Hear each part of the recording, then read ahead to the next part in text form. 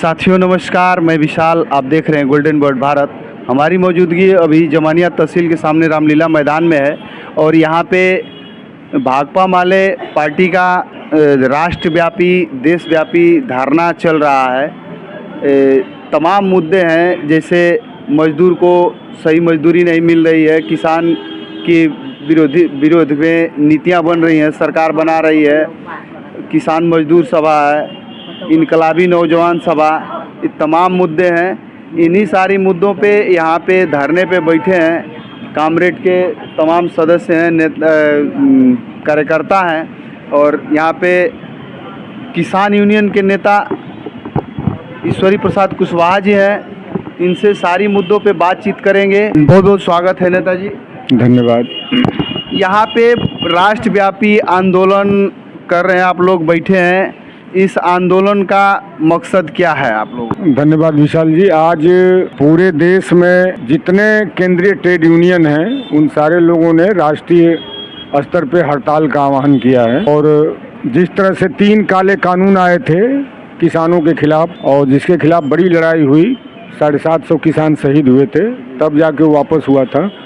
उसी तरह कोरोना काल में ही 4 श्रम कोड मजदूरों के पक्ष में जो कानून बने हुए थे, लंबे संघर्ष आंदोलन के बाद, शहादतों के बाद, अभी मोदी सरकार 4 श्रम कोड के माध्यम से उन सारे कानूनों को ख़त्म कर रही है और 4 श्रम कोड जो आए हैं उसके माध्यम से मजदूरों के खिलाफ ढेर सारे कानून लेके आए हैं। और उसमें अब आप सोचें कि 1886 में मजदूर लड़ा शिकागो शहर में अमेरिका के, तो काम का घंटा 8 तय किया गया, नहीं तो उसके पहले 14 घंटे, 16 घंटे, 18 घंटे मजदूरों से काम कराया जाता था। कंपनियों में काम लड़े मजदूर 1886 में शिकागो में अमेरिका में, तो 8 घंटा तय हुआ।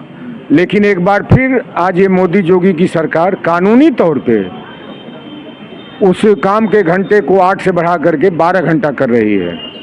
इसी तरह से जो मजदूरों को कारखानों में मालिकों के खिलाफ अपने अधिकारों के लिए ट्रेड यूनियन बना के लड़ने का रास्ता था, अधिकार था, वो भी बंद कर रही है ये सरकार।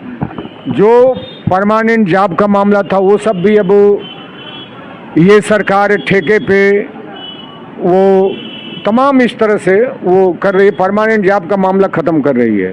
तो इस तरह मजदूरों को आज की तारीख में गुलाम बना देने की साजिश है, जिसके खिलाफ ट्रेड यूनियन ने आम हड़ताल का आह्वान किया है।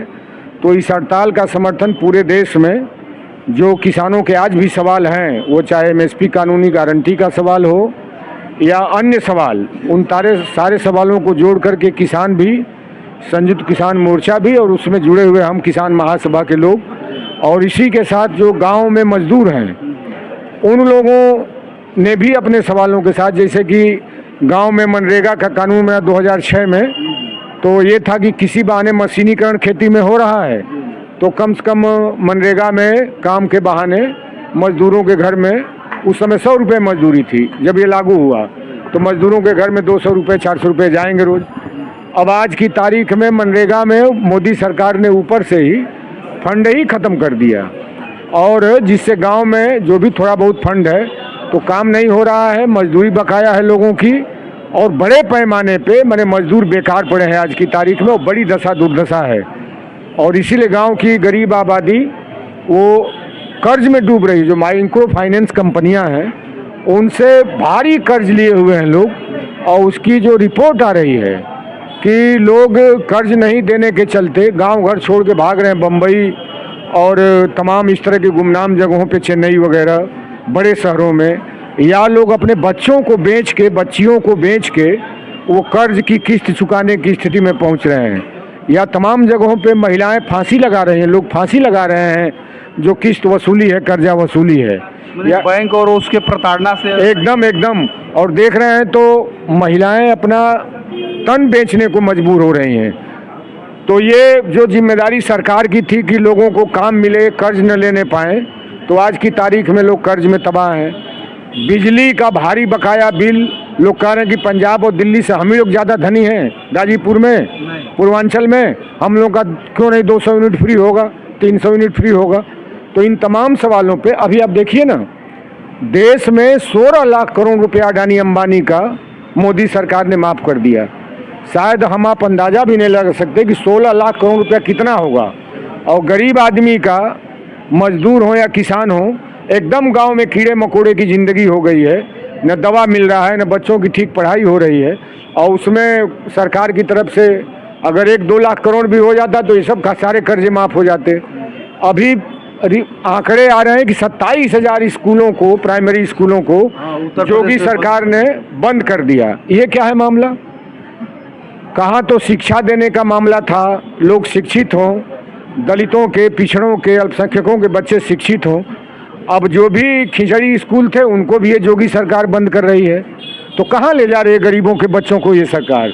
फिर से वो जो बधुआ मजदूर से 50 साल, 70-75 साल आज़ादी के पहले जो बाबा साहब के संविधान के तहत पढ़ाई शुरू हुई, आरक्षण से नौकरी मिली, एक बार फिर ये गांव में सामंती ताकतों का, जमींदारों का और कल कारखानों के मालिकों का गुलाम बना देने के लिए अनपढ़ और गंवार बनाना चाहती है।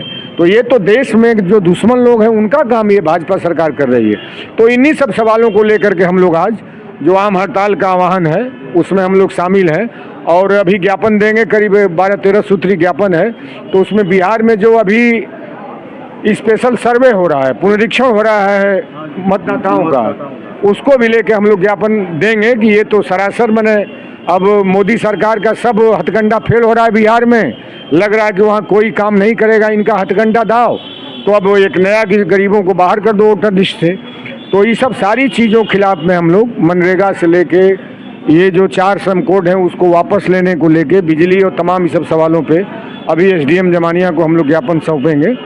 तो एक ऐतिहासिक दिन है आज का। और एक ठो मुद्दा, अभी जैसे ये मुहर्रम ख़त्म हुआ, अब कांवड़ यात्रा शुरू हो रही है, इस पर अब हिंदू मुस्लिम कराया जा रहा है। और अभी एक ठो वीडियो देख रहे थे चैनल पे, तो वहाँ पे कोई ढाबे वाला लहसुन प्याज खिला दिया, उसको बुरी तरह से मारा पीटा गया, उसका ढाबा जला दिया गया। इस पर क्या कहेंगे आप? ये देखिए, इस लोकतंत्र और संविधान की व्यवस्था में ये सब चीज़ों कोई जगह नहीं है। लेकिन चूंकि आरएसएस देश को हिंदू राष्ट्र बनाने का सपना सजोए है और ये मोदी सरकार लगातार देश में, उत्तर प्रदेश में योगी की सरकार लगातार हिंदू मुस्लिम विभाजन पे ही, ध्रुवीकरण पे ही पूरी राजनीति को खड़ा कर रही हैं। और इसीलिए मुसलमानों के खिलाफ खास करके पूरा टारगेटेड ढंग से हमला हो रहा है, उनकी हत्याएं हो रही हैं और तरह तरह के हथकंडों से इस ध्रुवीकरण की कार्रवाई को आगे बढ़ाने का काम किया जा रहा है। अभी हम देखें पूरे तराई के इलाके में, जो गोरखपुर के पश्चिम के ज़िले हैं, श्रावस्ती है, बस्ती है, बहराइच है, उसमें करीब 500-700 मस्जिदों को, मदरसों को, उनकी तमाम पहचान के स्थलों को बुलडोज किया जा रहा है।